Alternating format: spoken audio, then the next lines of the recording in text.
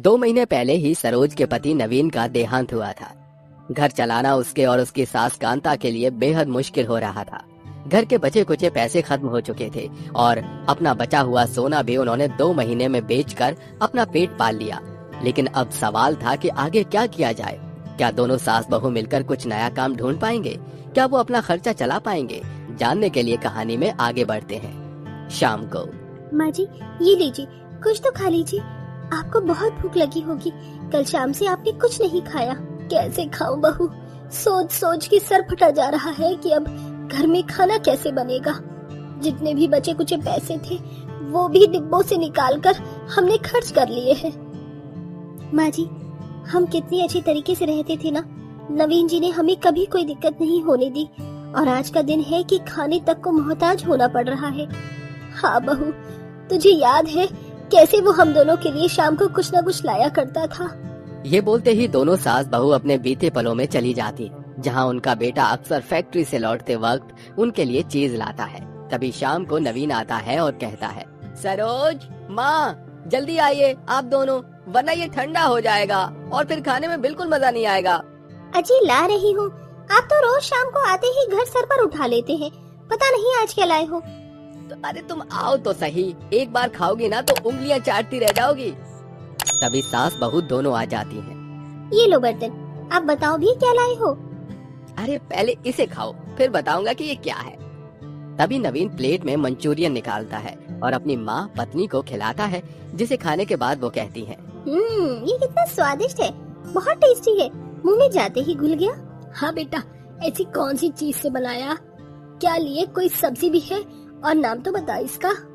अरे माँ, हमारी फैक्ट्री के पास एक चाइनीज ठेला लगा है जो मंचूरियन भी बेचता है, तो बस वो मंचूरियन ले आया आप दोनों को खिलाने के लिए। और पता भी है ये गोभी की सब्जी से बना है और बाकी तो चाइनीज आइटम है इसमें। आहा नवीन जी, मुझे ये बहुत पसंद है। आप ना हफ्ते में 2 बार तो इसे ले ही आना। हाँ बेटा, संडे को भी तेरी छुट्टी होती है ना, उस दिन भी खाया करेंगे। ठीक है, मैं ले आऊंगा। अब खाए ही, वरना बेकार ठंडे लगेंगे। हाँ बेटा, मैंने भी माँ कल ही खाया है, मुझे ये मंचूरियन बहुत अच्छा लगा। क्या सरोज तुम इसे घर में बना सकती हो?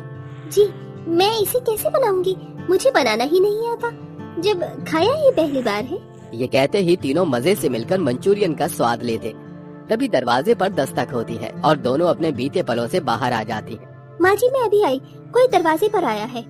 ठीक है बहू। ये कहते ही सरोज दरवाजा खोलती है तो सरोज की सहेली निम्मी उसका हाल चाल पूछने आई थी।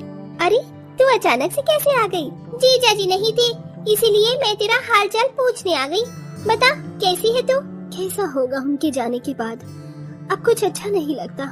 एक एक चीज याद आती है, बस जैसे तैसे जिंदगी कट रही है।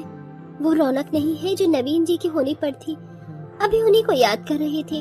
कोई नहीं, आप दोनों हिम्मत रखें, जीवन है, विधि का विधान है, आखिर कौन रोक सकता है। माँ जी आप ठीक तो है ना? हाँ बेटा ठीक हूँ, तू बता। मैं भी ठीक हूँ।